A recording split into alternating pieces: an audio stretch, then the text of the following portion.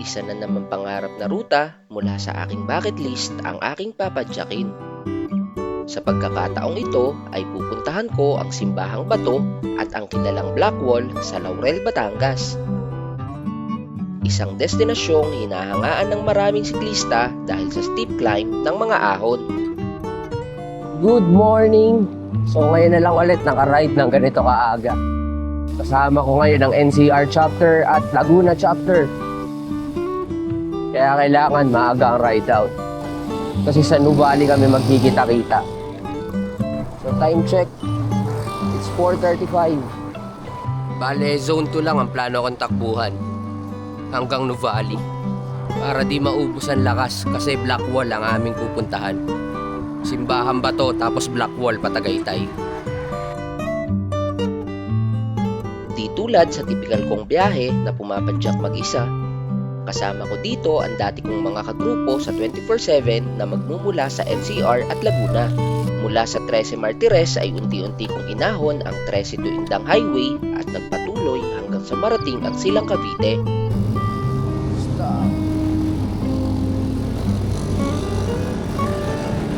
Bago pa man marating ang Nuvali ay ilang matataas na ahon muna ang aking binuno. Kaya naman hindi bumababa sa 155 BPM ang aking heart rate. Okay, nasa Nuvali na ako. So pupunta na lang ako ng 7-Eleven. Kasi dun sila naghihintay. So let's go!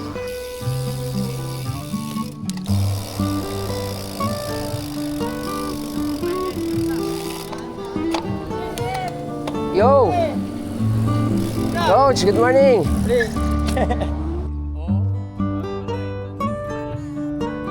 Nang magkita-kita ay padyak na kami paahon ng Tagaytay City.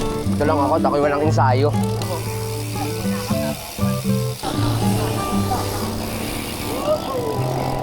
Halos 20 kilometrong ahon ang Santa Rosa to Tagaytay route, kaya nang makarating sa taas ay pahinga muna kami habang ini-enjoy ang magandang tanawin ng Taal Volcano. Umay sa ahon. Dire-diretsong ahon hanggang Tagaytay. Stop over muna.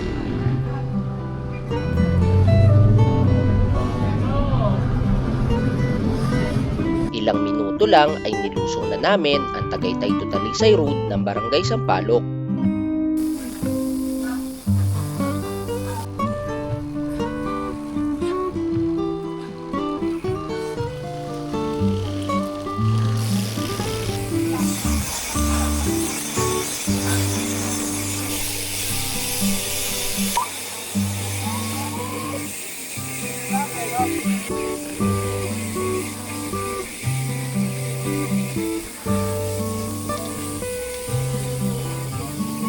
Huminto muna kami sandali sa gitna ng Sampaloc dahil may bike race sa bahaging ito.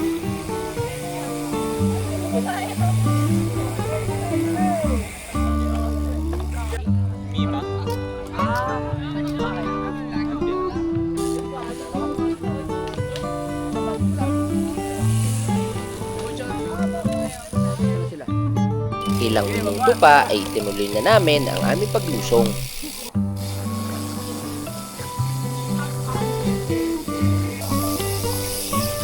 Sobrang ganda ng tanawin dito, lalo na ang view ng Taal Volcano.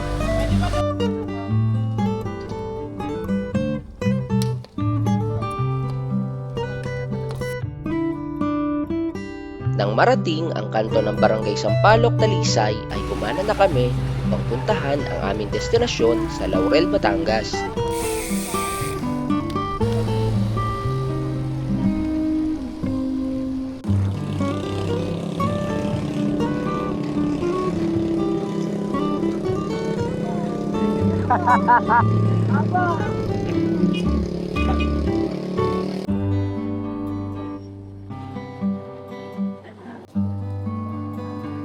"7-Eleven pa Black Wall."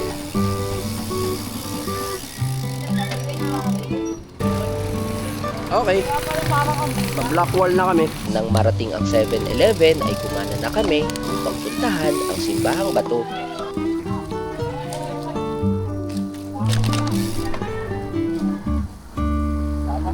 go!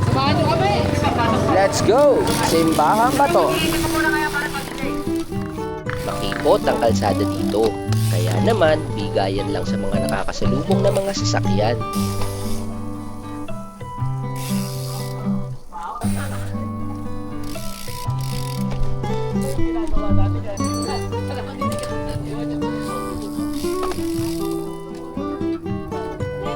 Okay, touchdown.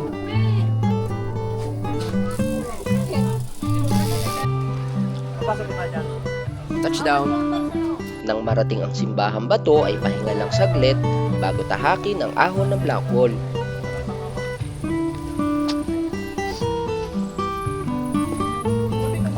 Kala ko pauwi na kayo. Kala ko 5 lang kami. Busog pa rin. Marami pa pala tayo. Cancel na Simbahang Bato. Fake news po yun eh. Hindi ka makita eh. Video pala yan. Video pala. Nice, Ruben. Si Coach No. Simbahang Bato, touchdown. Last route, Blackwall. Let's go! Okay, uwi na, Blackwall naman. Uling ruta, Blackwall. Usapan namin, uwi kami lahat. Dito kami ngayon, Coach. Pagkaliwa namin dito, paahon na ng Blackwall. Let's go!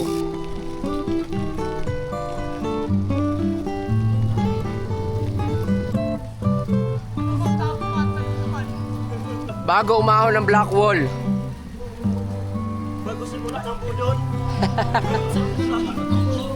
Bago kami mabudol. Sunod-sunod ang mga ahon dito, kaya naman alalay lang ako dahil papalapit na ng papalapit ang extreme steep climb ng Blackwall. Yun na. Welcome Barangay Asis.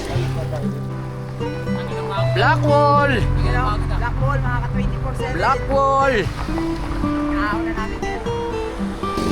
Video muna habang masasaya pa. Di ba ito yung nagsabi sa akin? Ano sabi? Mabigat daw yung pagdadaanan natin. May ultimatum kay Manong. Paalala daw mabigat ang dadaanan. Aray ko!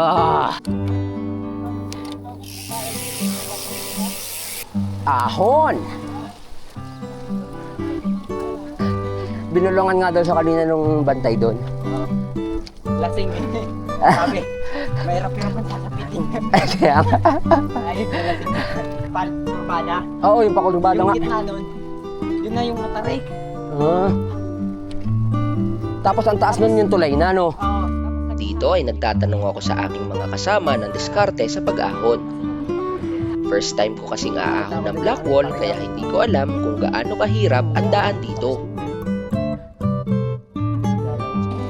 Ito na yung zigzag.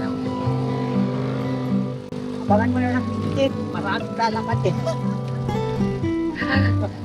Baka nga makasama pa ako dun. Oo nga eh, nandiyan na eh. Turod. Walang tutukod! Susuka lang. Nang marating ang zigzag ay dahan-dahan na ako dahil nandito na ang pinakamatarik na bahagi ng rutang ito. Sa una-unahan nga ay isa-isa nang tumutukod ang aking mga kasama dahil sobrang tarik ng ahon.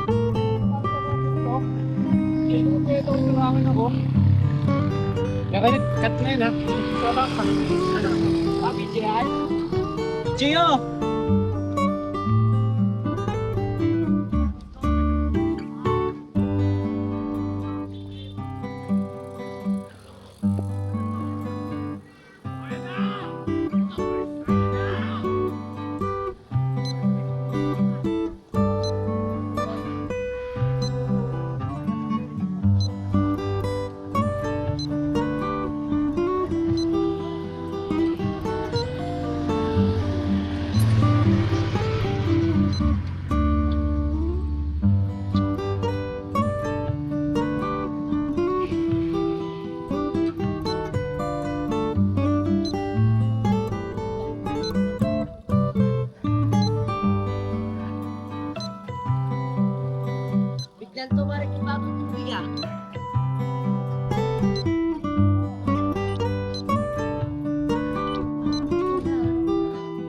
Ayoko na. Malapit na sana sa itaas, pero talagang matarik ang ahon, kaya bago pa man makapwersa, ay napatukod na lang ako dahil 185 na ang aking heart rate. Nag-aalangan din akong tumayo sa aking bisikleta dahil isang pagkakamali sa balanse ay sa ibaba ako pupulutin.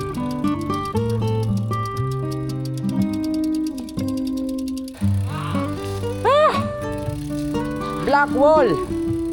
Mabilis man o mabagal sa remate. Pagdating dito, sama-sama. Sama-samang magtutulak.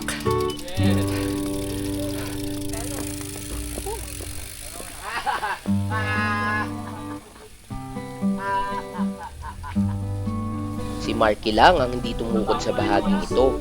Kaya naman, tamang asar lang sa mga kasama namin nagtutulak paahon ng black wall. Ay, yan, di ako nagsulak yun, ha?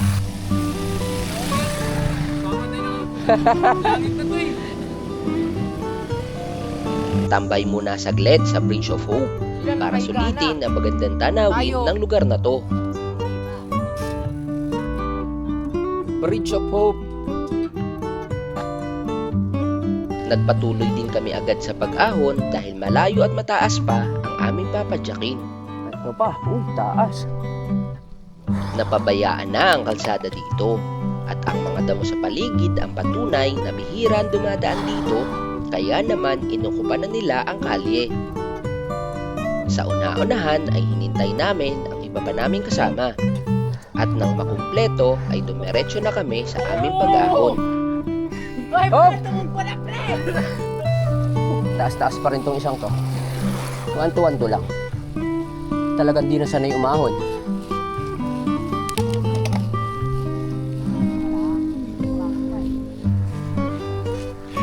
Nice!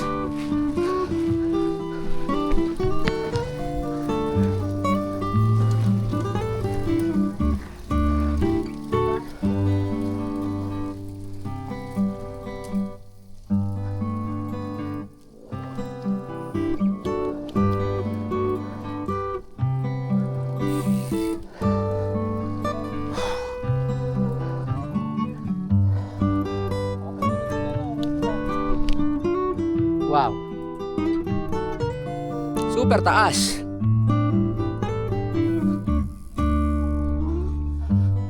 Hingal. Sunod-sunod pa ang matatarik na ahon, kaya naman nagkahiwa-hiwalay na kami dahil kanya-kanyang pacing lang sa pag-akyat.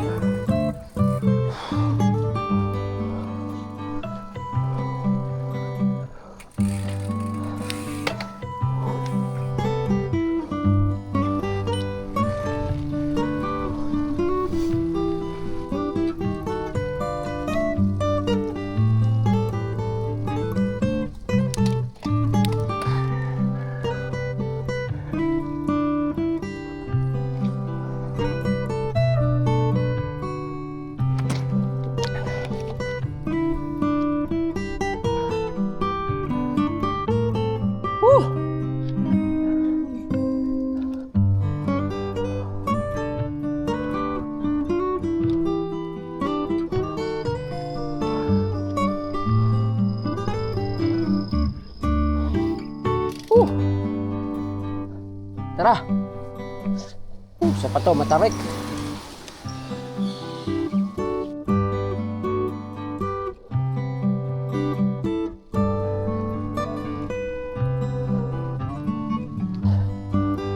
Hingal.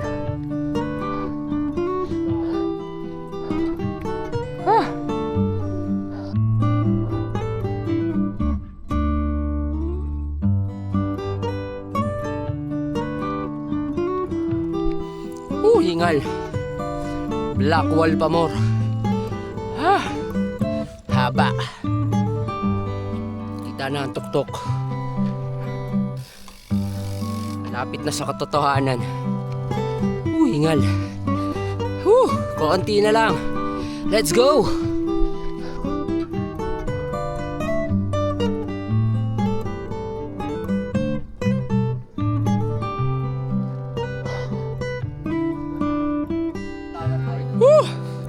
Pahinga muna. Ayan na yun. Hindi kita ang ibaba. Yung ahon yan. Hindi kita ang ibaba. Ayan, may paahon na motor, oh. Hindi kita. Ayan na.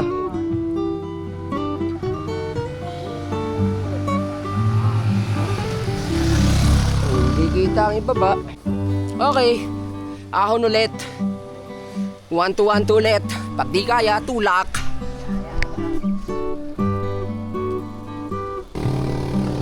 Kakatapos lang ng pahinga mo, ahon agad. Aray ko po. Nagloloko ngayon sa akin. 9 lang. Yung pinakamataas kanina, 13 lang.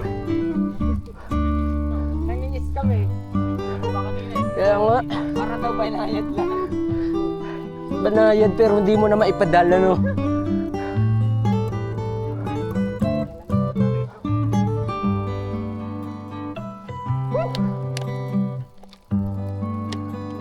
Pagbalik namin dito, umuulan eh. Dulas. Papunta Yung tubig. Yun lang. Aray ko po. Ano to?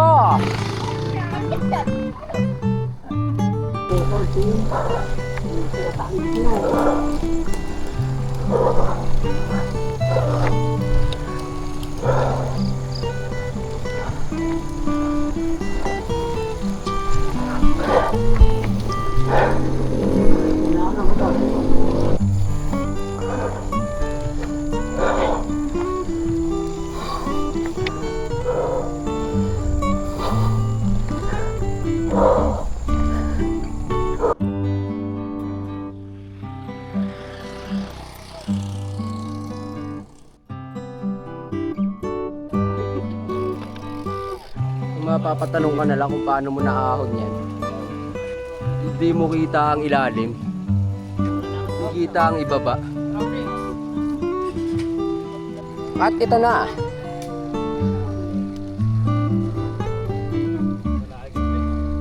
Handahan lang. Baka maubos. Mapagandaan, bigyan na ratio ko. Laki nga. Bibitin.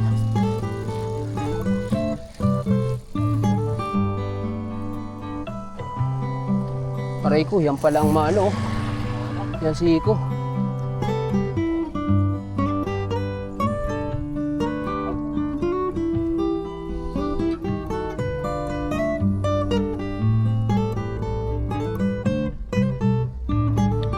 Lolo ko yung gradient.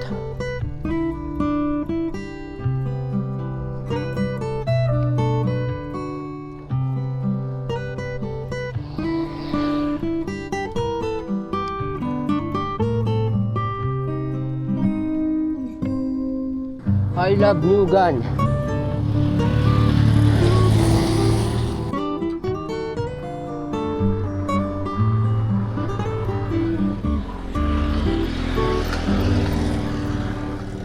Ilang ahon pa ay narating din namin ang itaas.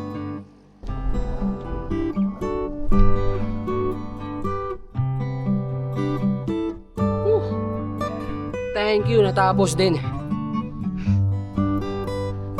Black wall.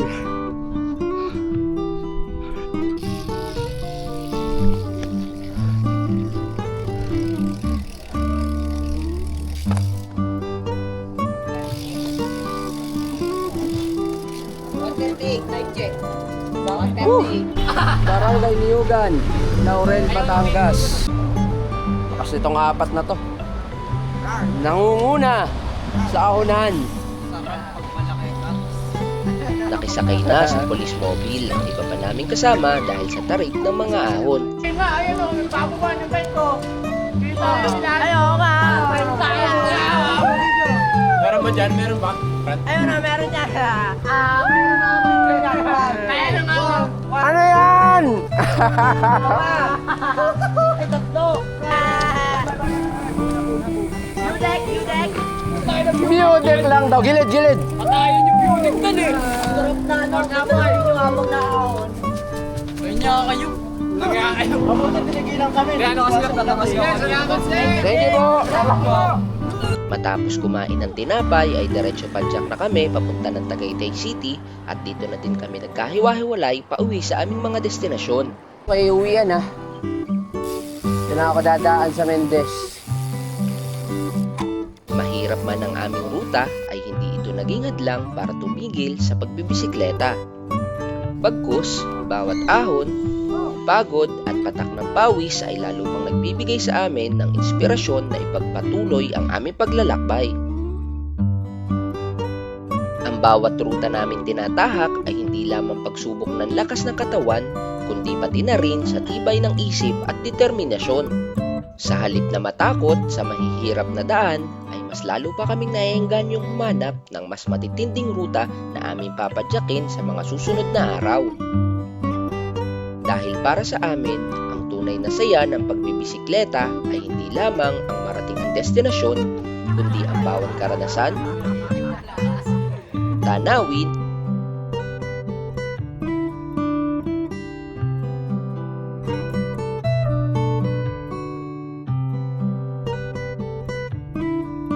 at aral na makukuha sa bawat ikot ng gulong.